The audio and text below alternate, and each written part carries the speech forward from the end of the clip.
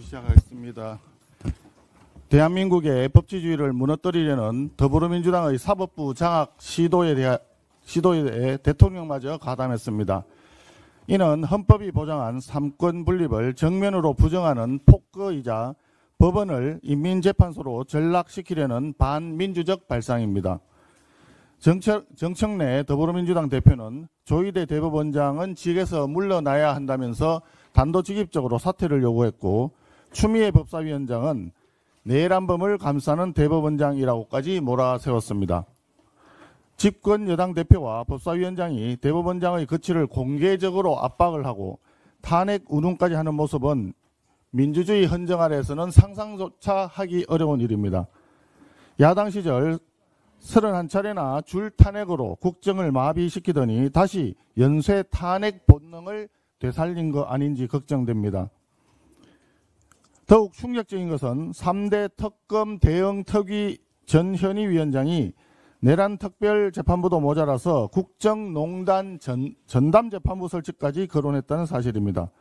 특검이 모자라서 특별재판부, 전담재판부까지 만들어서 야당과 보수 세력을 말살하고야 말겠다는 광기입니다. 대통령실 대변인마저 원칙적으로 공감한다라며 더불어민주당의 사법 장악 시도에 동조했습니다. 더 심각한 것은 비판 여론이 거세지자 곧바로 말을 바꾸고 심지어 브리핑 속기록에서 해당 발언을 삭제했다는 사실입니다. 이것은 명백한 위법이고 국민 기만입니다. 이재명 대통령은 이런 이야기를 했습니다. 사법부는 입법부의 구조 속에서 판단한다. 이 말은 입법부가 사법부보다 위에 있다는 취지의 발언이며, 또 내란 특별재판부 설치에 대해서는 뭐가 위헌이냐라는 발언까지 했습니다. 정권의 입맛에 맞는 판사를 골라서 정치재판을 하겠다는 독재적 발상을 넘어서 헌법 질서 자체를 짓밟고 법치주의를 송두리째 무너뜨리겠다는 발상입니다. 판결에 불만이 있다고 해서 대법원장을 내쫓고 대법원 구성을 통째로 바꾸며 권력에 순응하는 특별재판부까지 설치하려는 발상은 법치국가에서 있을 수가 없습니다. 사법부 역시 전국 법원장 회의를 통해서 이러한 움직임이 사법의 독립성을 침해한다는 입장을 분명히 밝혔습니다. 국민 여러분, 이제 더불어민주당이 사법부를 무너뜨리려 하고 있고 대통령실이 그의 손발을 맞추고 있다는 사실이 모두 백일하에 드러났습니다. 우리 국민의힘은 민주주의를 지키는 헌법 수호 정당으로서 헌정을 파괴하는 세력에 대항하여 권력의 반헌법적 책동에 대해 끝까지 결연히 맞서 싸우겠습니다.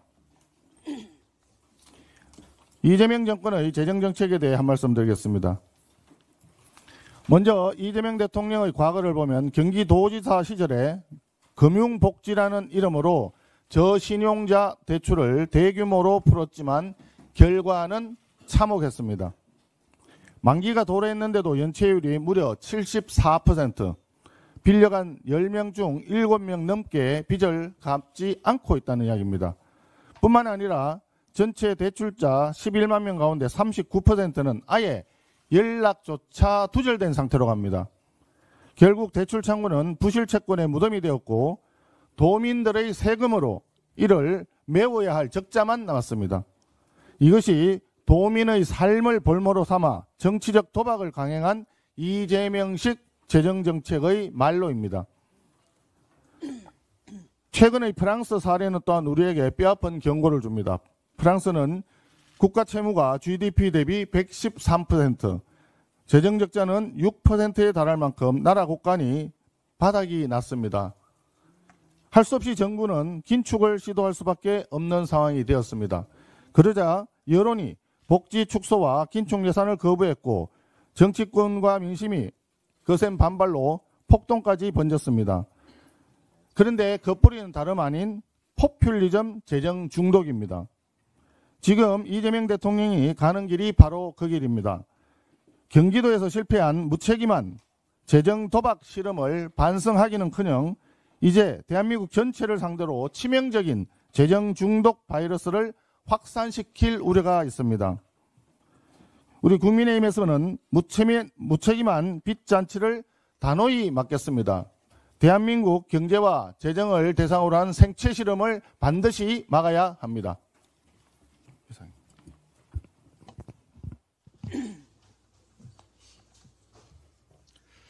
집권 여당의 첫 번째 책무는 민생경제 챙기는 일입니다.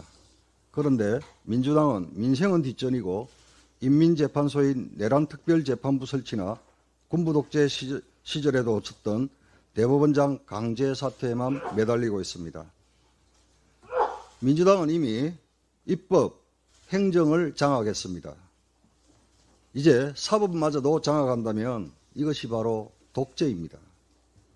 국민의 삶과 직결된 물가, 부동산, 일자리 문제 등 민생은 방치한 채 범죄 피고인 이재명 한 사람 살리려고 독재체제 구축에만 혈안이 되어 있는 민주당. 국민들의 저항을 마주하게 될지도 모릅니다. 국민의힘은 이미 지난 대선에서 양당이 함께 국민께 약속한 공통공약들을 중심으로 민생경제협의체에서 논의할 법안 목록을 지금 보시는 바와 같이 이미 꼼꼼히 마련해 두었습니다. 회의만 열리면 즉시 논의를 시작해 추석 전까지 가시적 성과를 내겠다는 확고한 의지를 갖고 있습니다. 민주당에 다시 강력히 촉구합니다. 독재체제 구축이라는 망상 당장 내려놓으십시오. 그리고 민생경제 살리기 협의에 지금 즉시 동참하십시오.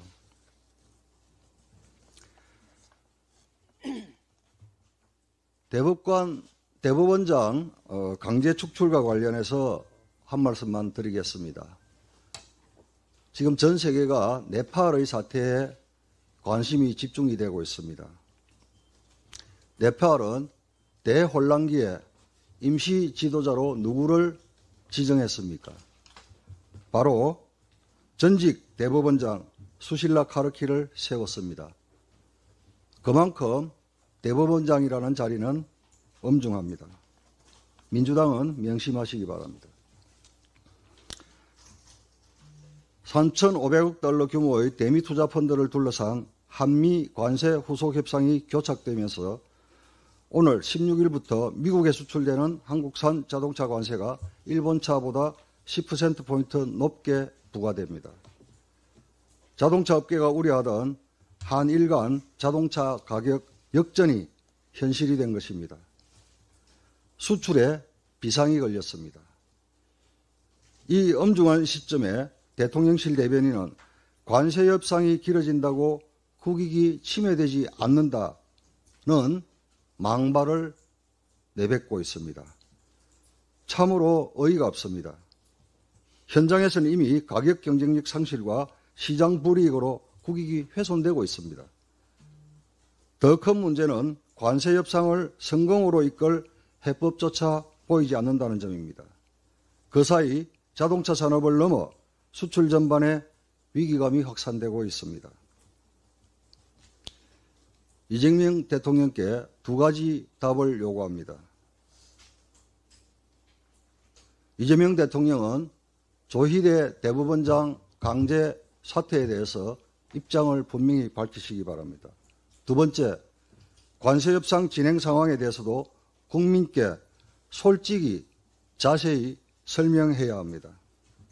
자랑할 일만 골라 자화자찬하지 말고 국민이 반드시 알아야 할 불편한 진실까지 숨김없이 말하는 것, 그것이 대통령의 책무입니다.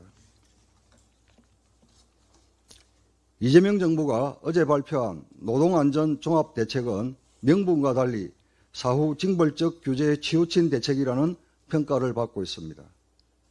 과징금, 영업정지, 형사처벌 강화로 기업과 근로자 모두의 부담만 키울 것이라는